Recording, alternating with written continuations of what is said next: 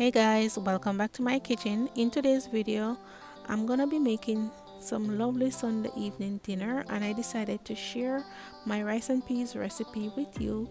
So if you're new on my channel, please do me the honors by subscribing. I would really appreciate that. It's free of cost, and yeah, go ahead and hit that subscribe button, and don't forget to turn your notification bell on.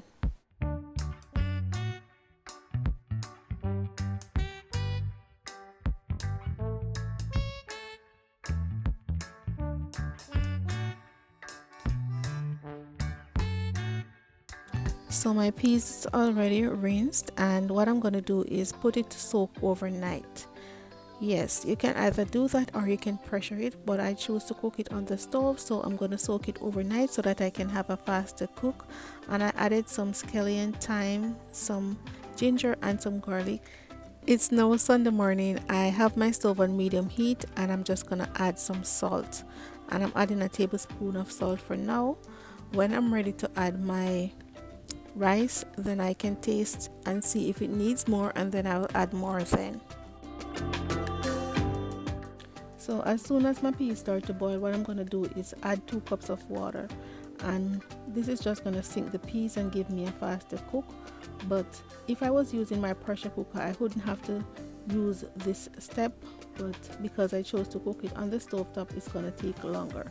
So my peas have been boiling for 20 minutes now. I'm just going to add some of my coconut milk and then add the rest later. You don't have to do that part, but this is a technique that I've used and it has worked for me. It forms a nice custard on the top of your rice and peas when you have the coconut cooking for a while in there.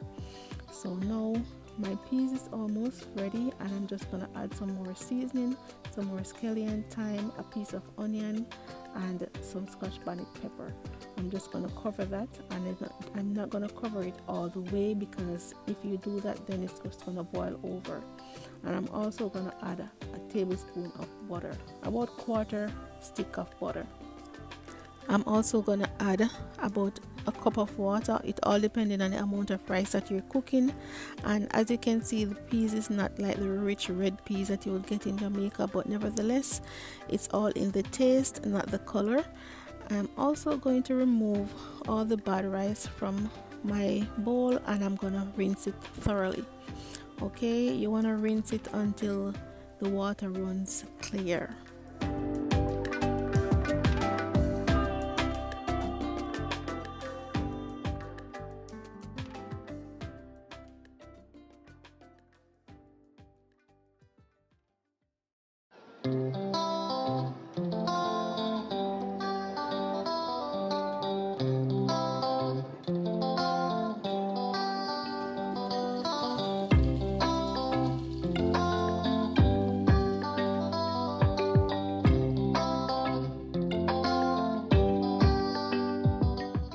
So now my rice is ready to go in the pot. And whenever you're cooking rice, like for me, I've been cooking rice and peas for over 20 years, for like 20 plus years. Yes, so I'm experienced. I know when there is enough liquid in the pot that is able to cook the rice and stuff like that. But I know a lot of people struggle with that, and people ask all the time how to get the perfect rice. If you're cooking white rice, you can go ahead and use the 2-to-1 ratio, but if you're cooking white rice and peas, it's hard to judge that because the liquid is already in the pot. So what you can do to judge it is make sure that your liquid is at least 2 inches above your rice to get the perfect cook. But if you're going to cook white rice, you can use like 1 cup of rice to 2 cups of water to get the perfect cook. So we call it the 2-to-1 ratio. So after adding my rice, what I do is I gently stir, and I put my stove on low to medium heat on cover and allow that to cook. And trust me, if you follow this procedure, you won't have to throw any water on your rice or use any foil paper or anything. You're just gonna get the perfect cook on your rice. Thank you so much for watching. We had a lovely dinner. I made some beef ribs, some pork ribs, we had some jerk chicken, and we also had some pasta salad and veggies. Thank you so much for watching. Don't forget to subscribe to my channel if you haven't subscribed as yet. It's free of course, and I would really appreciate if you do so.